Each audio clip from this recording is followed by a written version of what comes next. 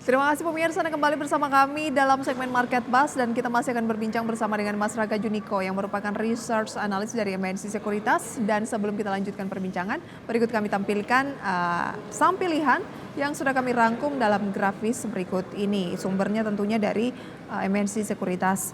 Yang pertama pemirsa direkomendasikan Era Jaya dengan buy on weakness support 440, resisten di 505. S Hardware buy on weakness dengan support 740, resisten di 830. TOWR buy on weakness di support 865, resisten di 955. Dan Bird supportnya di 1675, resisten di 1820, direkomendasikan buy on weakness. Mas Raka, Era Jaya dan S Hardware adalah dua emiten yang mungkin ada kaitannya dengan retail begitu ya. Seberapa menarik kedua saham ini sehingga masuk dalam jajaran saham rekomendasi Anda? Oke, baik. Untuk Era Jaya, di mana kalau kita cermati ini telah mengalami apresiasi yang cukup signifikan ya sejak bulan November kemarin. Memang ada salah satu katalis positif yang kami lihat dari MNC Sekuritas, di mana untuk kekhawatiran dari chip shortage-nya ini telah berakhir. Di mana chip shortage ini pada tahun 2023 ini yang melemahkan ataupun menurunkan volume penjualan. Tapi kalau kita cermati seiring dengan chip shortage yang sudah berakhir, tentunya hal ini akan menjadi power ya ataupun main driver untuk Era Jaya ke depannya, terutama nantinya lewat segmen HP-HP yang kelas affordable ataupun entry sampai mid level begitu. Sehingga hal ini akan menjadi katalis positif tentunya untuk Era Jaya, terutama sebagai main kontributor untuk top line-nya. Nah, sementara itu untuk Asus, di mana Asus kemarin telah melaporkan perolehan triple SG-nya ini yang cukup besar untuk awal tahun sebesar 5,6%, di mana hal tersebut ini turut mendorong kenaikan pendapatan ya, ini hampir menyentuh double digit untuk yang periode one month itu yang tahun 2024 begitu Mbak. Oke, tapi belinya buy on weakness ya, karena kan Iya. Era dan juga S Hardware saat ini posisinya masih di atas dari level support yang Anda berikan. Atau boleh cicil beli, karena kan ini yang Anda kasih kan Oke. support, berarti batasan bawah ya. Oke, kalau kita cermati untuk rekomendasi ini masih buy on support ya. Karena kalau kita lihat untuk Era Jaya sendiri, dia masih mencoba untuk melakukan ataupun menembus resisten yang ada di level 494-nya. Dan juga kalau Asus kita cermati ini memang telah mencoba untuk pullback kembali, sehingga hal sebetulnya akan melakukan ataupun nampaknya untuk lebih amannya kita bisa mengambil untuk buy on weakness terlebih dahulu, begitu Mbak. On business terlebih dahulu. Demikian juga untuk TOWR dan Bird. Kita ke TOWR terlebih dahulu ya. Anda katakan ada support di 865 dengan resisten di 955. Sebenarnya ini juga range-nya nggak terlalu lebar ya. Iya, jadi kalau kita cermati untuk TWR ini secara teknikal memang menawarkan risk ratio, risk reward yang cukup oke ya sebesar 50% dan 50%. Dimana kalau kita cermati kemarin ini telah terjadi koreksi, namun nampaknya ini koreksinya hanya bersifat untuk taking profit ya, sehingga hal tersebut ini menghasilkan rekomendasi untuk bawaan weakness untuk TWR. Sementara itu, kalau kita cermati ini memang ada beberapa potensial upside ya yang terjadi seiring dengan katalis yang ada, di mana kalau kita cermati ini memang nantinya suku bunga diharapkan akan turun, sehingga nantinya akan menurunkan cost of fund-nya juga, sehingga nantinya akan lebih tebal dari segi margin. Dan juga kalau kita cermati saat ini sedang ada election yang diharapkan traffic datanya akan lebih meningkat dan tentunya akan meningkatkan ataupun memberikan prospek yang cukup cerah bagi emiten-emiten terkait yang ada di menara, begitu Mbak. Oke, dan Bird, bagaimana dengan saham Bird?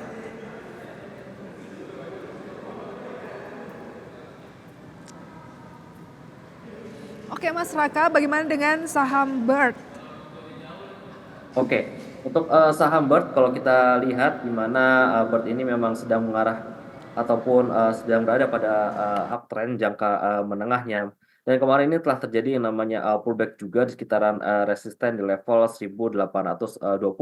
Namun harganya ini berhasil rebound ya, dan memang sejalan dengan prediksi kami di MSCI Sekuritas, yaitu di sekitar harga 1750-an. Sehingga kami melihat hal ini menjadi ataupun entry point yang tepat ataupun ideal untuk berkedepannya, dengan nantinya akan menguji resisten terdekat. Apabila nantinya resisten terdekat ini berhasil ditembus oleh BERT, maka selanjutnya BERT akan kembali untuk menguat dan menguji resisten berikutnya kembali yang untuk dan juga menutup gap ataupun sedikit gap yang terjadi ya hingga di level 2000-an, Mbak, begitu. Baik, kita tinggalkan rekomendasi saham pilihan, kita beralih Mas Raka ke peluang pembukaan perdagangan pada pagi hari ini lagi di pre-opening ya, kurang lebih 2 menit lagi setelah notulensi The Fed semalam yang sesuai dengan proyeksi tampaknya mensinyalkan bahwa penurunan suku bunga paling cepat mungkin akan terjadi di Juni atau mundur dari proyeksi sebelumnya. Sejauh mana ini akan menjadi perhatian dari pelaku pasar domestik? Oke, kalau kita lihat dari data inflasi US yang terjadi pada awal bulan Januari, ini memang nampaknya pasar sudah menarik kembali harapannya bahwa The Fed akan menurunkan suku bunga paling cepat pada bulan Maret. Dan pada FOMC minutes atau risalah The Fed pada malam tadi ini memberikan clarity untuk kita, di mana The Fed tentunya ada dua hal. Yang pertama, The Fed ini akan cenderung depends on the data. The Fed akan selalu update terhadap data-data yang terjadi, terutama dari data inflasi, data dari labor, dan sebagainya. Yang kedua, hal yang menarik adalah di mana The Fed ini berpandangan bahwa untuk level Fed Fund Rate ini telah mencapai peak-nya, sehingga memang nampaknya tidak akan ada potensi kenaikan suku bunga kembali. Sementara itu kalau kita cermati dari konsensus, ini konsensus masih melihat ataupun mengekspektasikan bahwa peluang The Fed untuk menurunkan suku bunga itu akan terjadi pada FOMC Juni nanti. Namun dengan persentase yang lebih kecil tentunya menjadi sekitar 52%-an, begitu, Pak. Proyeksinya IHSG akan dibuka apakah kembali mengalami pelemahan, mengingatkan pekan ini cenderung agak zigzag ya. Dari Senin tuh dibuka setelah seminggu yang lalu mengalami kenaikan signifikan euforia pemilu, Senin turun, kemudian Selasa menguat, Rabu kemarin turun lagi. Kamis kira-kira peluangnya akan bagaimana? Oke, memang kalau kita cermati ini selepas dari adanya election, ini memang kita menantikan beberapa sentimen terjadi seperti rilis dari earnings dan juga terkait dengan konflik yang ada pada geopolitik dan sebagainya. Ya kalau kita cermati memang saat ini sedang terjadi ataupun sedang rilis earnings yang dimana hal tersebut ini mempengaruhi kinerja dari indeks itu sendiri. Terlihat kalau kita dari sektoral di mana beberapa sektor seperti teknologi, ada juga dari energi, ada dari bahan baku dan cyclical ini sangat mempengaruhi pergerakan ISG saat ini. Dan memang emiten-emiten terkait dalam sektor tersebut ini telah melakukan ataupun melakukan beberapa corporate action dan juga rilis earning terkait, begitu, Mbak. Tren jangka pendek dari IHSG akan bagaimana arahnya? Oke, baik. Untuk IHSG ini kami lihat memang nampaknya akan mencoba untuk kembali fluktuatif ya. Dalam range yang terdekatnya ini memang ada di 1.300-an dan juga di 1.200-an dulu, Mbak, untuk 7.000 akhir ya? pekan ini. 7.300-an Iya, dan betul. support di 7.300-an hingga 7.200. level 7.200-an. Berarti belum akan kemana-mana karena sekarang kan memang sudah 7.335 ya? Iya, Lebih ranging 72 sampai dengan 73-an begitu ya? iya. Oke, nanti akan kita bahas tips investasinya kalau memang pergerakan IHSG cenderung masih di situ-situ saja. Tampaknya belum akan mencoba membreak rekor tertingginya yang sempat dicapai di 7.403. Bagaimana? Kita jeda terlebih dahulu Mas Raka. Dan update pembukaan perdagangan sesi pertama kami hadirkan usai jeda. Tetaplah di segmen Market Buzz.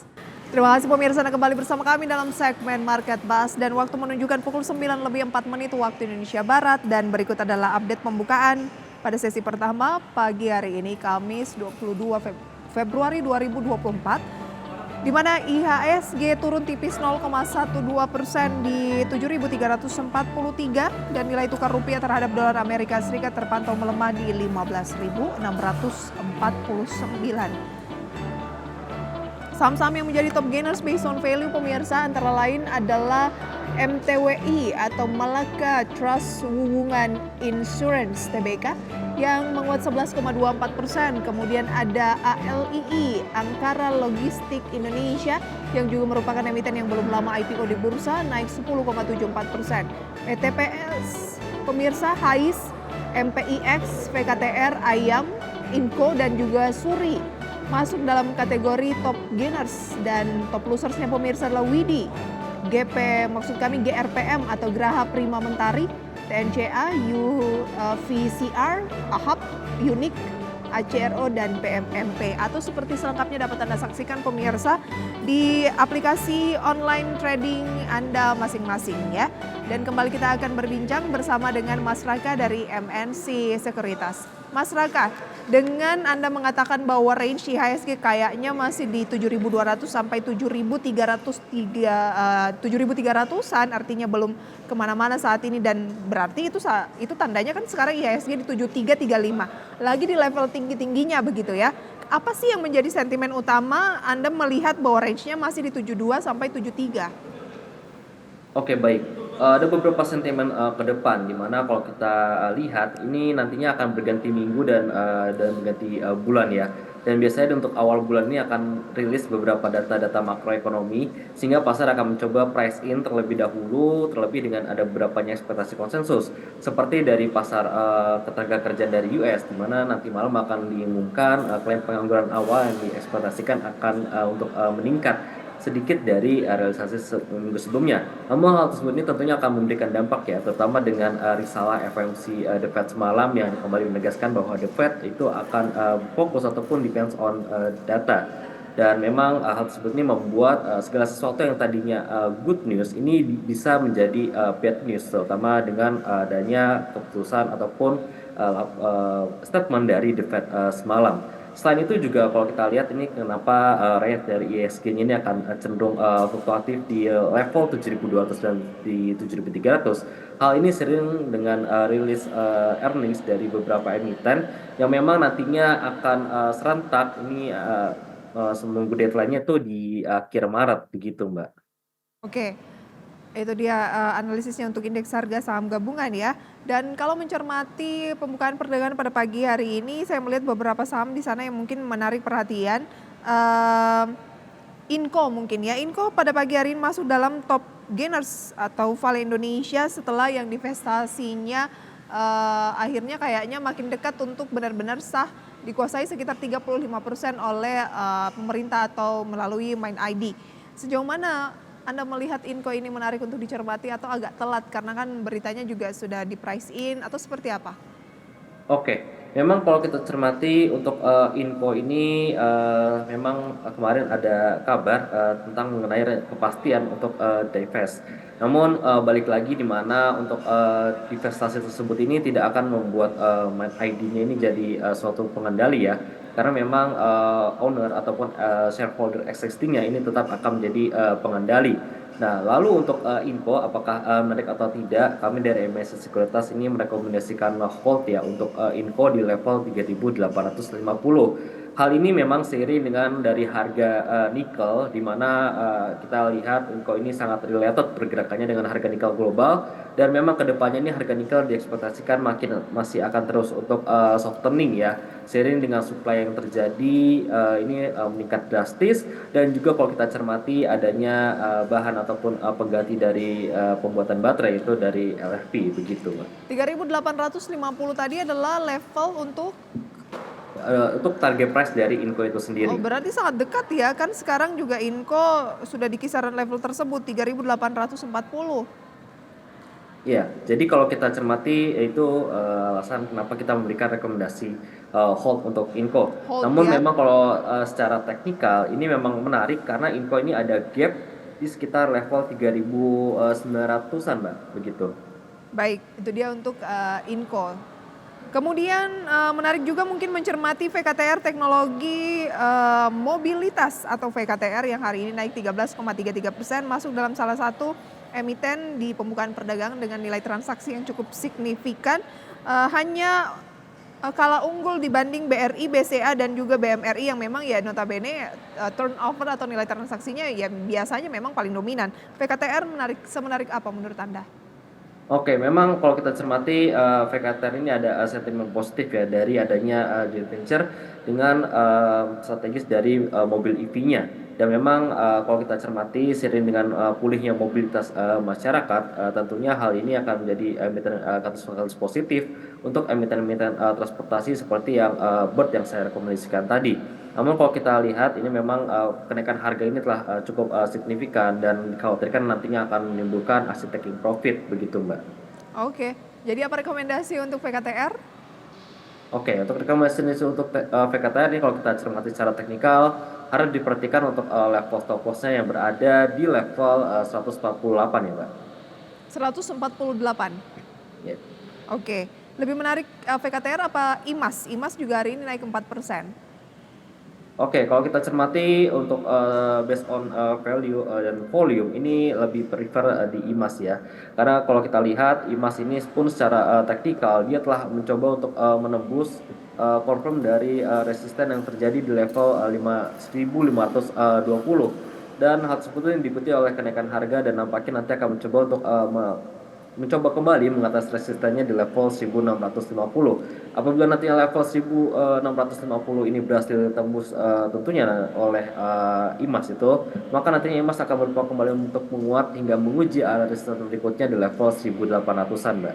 Apakah itu artinya lebih baik buy on break 1650 karena sekarang masih di 1555? Oke, untuk saat ini dikarenakan harga juga baru break support tadi ya, yang ada di 1520, jadi rekomendasi bisa buy dan nanti mungkin bisa ditambah porsinya ketika berhasil confirm break lagi di level 1600-an, Mbak. Baik, itu dia rekomendasinya pemirsa untuk beberapa saham yang menarik perhatian di pembukaan perdagangan sesi pertama pada pagi hari ini. Terima kasih Mas Raka untuk analisis dan juga rekomendasinya. Lagi-lagi keputusan kami kembalikan ke tangan Anda pemirsa dan selamat beraktivitas kembali Mas Raka, sukses selalu. Terima kasih, selamat pagi.